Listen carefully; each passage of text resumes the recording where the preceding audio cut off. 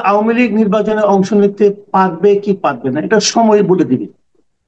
কিন্তু এই সরকার, মানে ডক্টর ইউনূসের যে সরকার, উনি এবং ওনার যারা সহচর যারা আছেন, ইনক্লুডিং আসিফ নজরুল, এরা সবাই মিলে এরা চায় না যে আগামী যে নির্বাচনটা হবে সেই নির্বাচনে ব্যালট পেপারে নৌকা মার্কা থাকুক, এটা ওনারা চান না। এটা ক্লিয়ার। ডক্টর ইউনূস কথার মার পেছে কিছু কথা বলেছেন, সেখানে দেখে আমাদের মিডিয়াগুলো এটাকে মিসলিড করেছে। উনি একবারের জন্য বলেননি যে নৌকা মার্কা থাকবে, বরং উনি স্পষ্ট করেই বলেছেন যে ব্যালট পেপারে নৌকা মার্কা থাকছে না। উনি একদম সুস্পষ্ট ভাবে বলেছেন।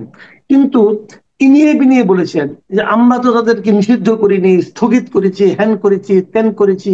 এটা ওই যে বাংলায় বলে না তেনা পেঁচানো, উনি তেনা পেঁচিয়েছেন আসলে, আর কিছু না। কেন করেছেন সেটাও বলি। এটা করার কারণ হলো, উনি যদি বলেন যে আমরা ওদেরকে নিষিদ্ধ করেছি, তাহলে ওনার সামনে যে ভদ্রলোক বসেছিলেন মেহেদী হাসান, উনি ওনাকে এমন এমন প্রশ্ন করতেন, জিজ্ঞাসা করতেন এই নিষিদ্ধ করাটা গণতন্ত্রের কোন ফর্মুলায় পড়ে, একটা রাজনৈতিক দলকে নিষিদ্ধ করাটা ডেমোক্রেসির কোন ফর্মুলার মধ্যে পড়ে। ডক্টর ইউনূস সেটা এক্সপ্লেন করতে পারতেন না। যে কারণে উনি ওই ভদ্রলোকের হাতে, ওই ভদ্রলোকের প্রস্তবানে জর্জরিত হওয়ার হাত থেকে বাঁচার জন্য উনি এই ইনিয়ে বিনিয়ে নানা রকম কথা বলেছেন। বাট আসিফ নজরুল যেটা বলেছেন, এটা হলো তাদের মূল বক্তব্য, তাদের মনের কথা।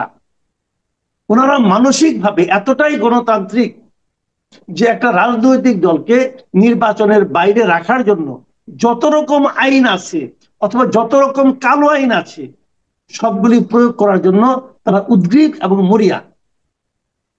আচ্ছা, তাহলে বোঝা যাচ্ছে যে ওখানে ওখানে একটা কথার মারপ্যাচ ছিল। একটা বিষয় আবার আমি আবার বলি, সেটা উনি ওই যে হঠাৎ করে বলেন যে মানুষ তো বলে 5 বছর, 10 বছর, 50 বছর। এই কথাটা কেন বললেন? কারণ এরকম কথা তো শেখ হাসিনাও বলতেন যে বিকল্পকে। তো উনি এই যে কথাটা বললেন, এটা কোন প্রেক্ষিতে বললেন? ওনার প্রেক্ষিতে হলো, আপনি মেহেদী হাসানের ইন্টারভিউটা আরেকবার যদি খেয়াল করেন, আপনি নিশ্চয়ই খেয়াল করেছেন, আমিও খেয়াল করেছি, আমাদের দর্শকরাও খেয়াল করেছেন। তবু একবার জানা কথা আরেকবার একটু স্মরণ করে দিই।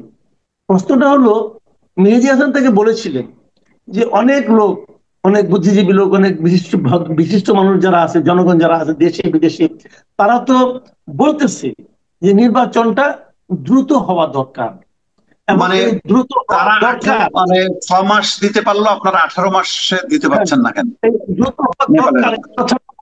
এই কথাটাকে জাস্টিফাই করার জন্য মেহেদী হাসান কিন্তু নেপালের এক্সাম্পলটা নিয়ে আসছিলেন। হ্যাঁ। এইটা এনে উনি বলার চেষ্টা করছেন সব। তখন উনি যেহেতু বলেছে কেউ কেউ 6 মাসের মধ্যে হওয়া দরকার, এখন ওনার তো তার পাল্টা কথা বলতে হবে। তখন উনি বলেছেন, হ্যাঁ বলেছে, আবার অনেকে তো এটাও বলছে যে আপনি 5 বছর থাকেন, 15 বছর থাকেন, 50 বছর থাকেন, এটা থেকে অনেকে বলেছে।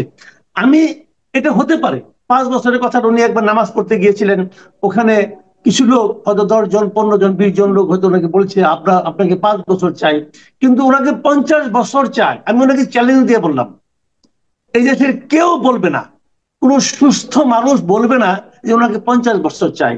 এক ধরনের কি হতাশা আছে? মাহফুজ আলম যে সেদিন বললেন যে 2 মাস ধরে অপেক্ষা করে আছি, অনিশ্চয়তার মধ্যে আছি। এটা কেন এই অনিশ্চয়তাটা? ওই এর মধ্যে তো আসিফ মাহমুদ সজীব ভুঁইয়ার মধ্যে দেখি না, তার মধ্যে আছে কেন? মানে সে কি একটু বেকায়দায় আছে? কোনো বেকায়দা নাই। আমি বলি আপনাকে, বেকায়দা থাকলে সবাই আছে, বেকায়দা মনে করলে বেকায়দা, আর বেকায়দা মনে না করলে বেকায়দা না। এটা হলো গিয়ে মতলবের ব্যাপার। আসিফ মাহমুদ সজীব ভুঁইয়া এবং মাহফুজ আলম দুইটা দুই ধাতুতে গড়া, দুইজন দুই ধরনের মানুষ।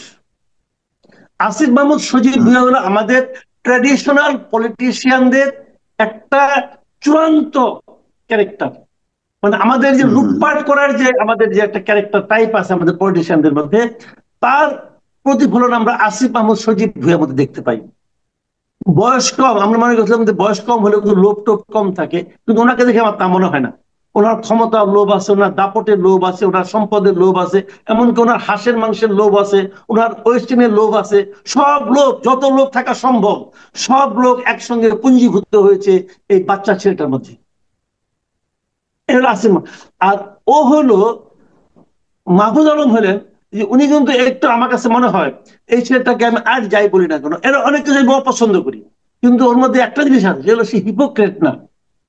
সে যেটা বলে সেটা বিশ্বাস থেকেই বলে।